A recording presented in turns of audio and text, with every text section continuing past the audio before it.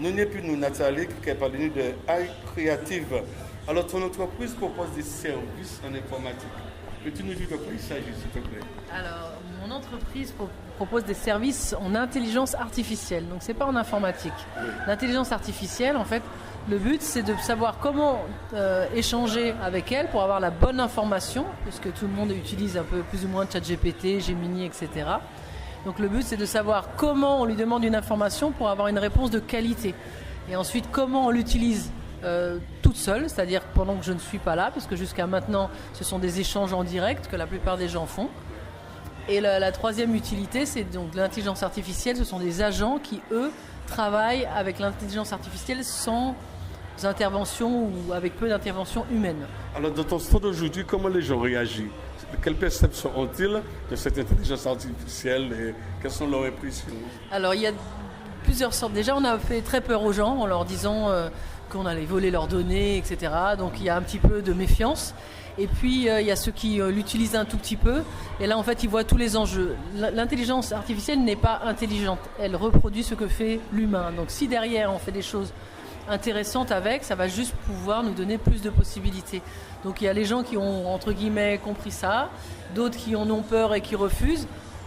Le problème, entre guillemets, c'est que quoi qu'il arrive, de toute façon, les gens qui ont compris ça utiliseront l'intelligence artificielle. Donc, ceux qui ne veulent pas l'utiliser, en fait, seront handicapés plus tard, parce qu'en fait c'est juste une manière de faire. C'est comme si on disait moi je veux absolument voyager dans ma charrette, pas de problème, sauf que quand il y a des voitures partout qui vont à fond, ça devient compliqué de gérer sa charrette. En fait c'est juste ça, mais il n'y a pas de mal en fait à rester dans la charrette, il n'y a aucun mal. Et actuellement tu sens déjà que les gens s'accrochent parce qu'il y a quand même des conséquences dans la gestion des affaires personnelles et même au niveau des entreprises. C'est compliqué, ça va tellement vite, c'est vraiment très compliqué. Tous ceux qui sont comme moi un peu à la pointe à regarder ce qui se fait, mais tous les jours, justement, c'est ce que disait, là, ChatGPT a sorti le 5.4, je crois, et dans la foulée, il a sorti le 5.5 quasiment dans la même journée.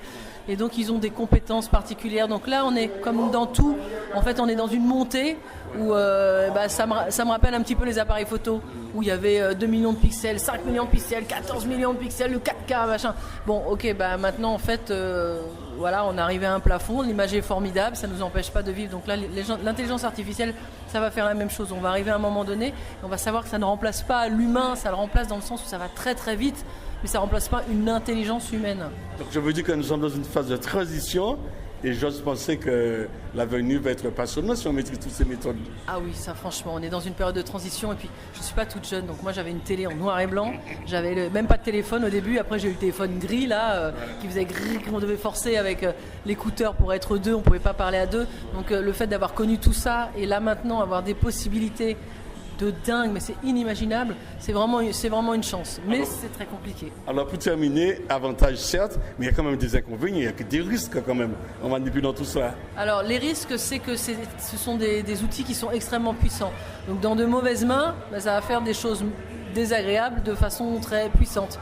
C'est le risque, mais après c'est un petit peu comme tout, c'est-à-dire que souvent, les gens ne se rendent pas compte, ils conduisent une voiture, mais avec une voiture, on peut tuer quelqu'un. Je veux dire, on va à 130 à l'heure avec une voiture, on fait une erreur, on meurt tout de suite.